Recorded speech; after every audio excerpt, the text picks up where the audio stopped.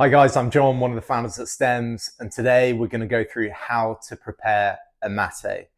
First step's to heat up some water, and the ideal temperature is between 70 and 80 degrees Celsius, but I'm just going to boil up my kettle here and then add some cold water to top it up to get kind of around that temperature.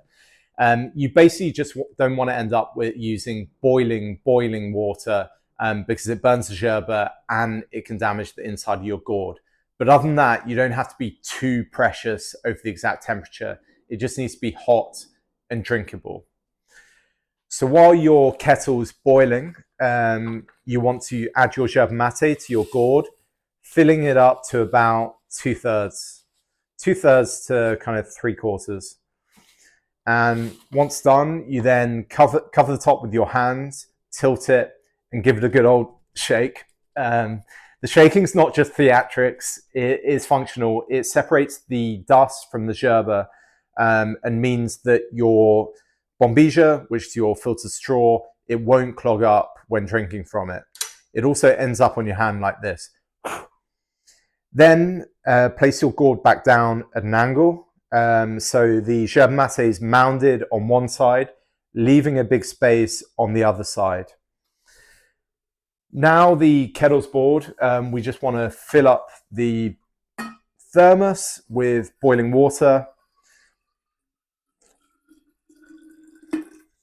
And then once done, we want to top it up with the cold water as we just went through. Using a thermos is so standard in mate culture because it obviously keeps the water hot for a long time. Which means you can take your mate and thermos out and about with you and set it up and drink from it from literally wherever you want. Plus, the same yerba can be refilled loads and loads of times with hot water and drunk kind of over hours. So using a thermos means you don't have to reheat up the water during that time. So next step is to pour the hot water into the space away from the yerba mound that we've just created. Like this, filling it up to about halfway and leaving like most of the yerba still dry. Once done, we then add the filtered ends of the Bombilla and kind of slide it down the side with the space until it reaches the bottom. And then we want to angle the Bombilla towards you, pushing the yerba mound away with the bottom of your Bombilla like this. Once there, you then just top it up with hot water into the space again, filling up that side to kind of close to the brim. Like that. And at this point, you don't want to move your Bombilla again. Moving it will kind of mess up the prep that you've already done and make it more difficult to drink from. But once done, there you have it. Like your mate is set up and good to go. You don't have to worry about brewing the yerba mate for loads of time. As soon as you pour it, it's good to drink from. And the first few refills are kind of the strongest and most bitter. And then the flavor kind of mellows out over time.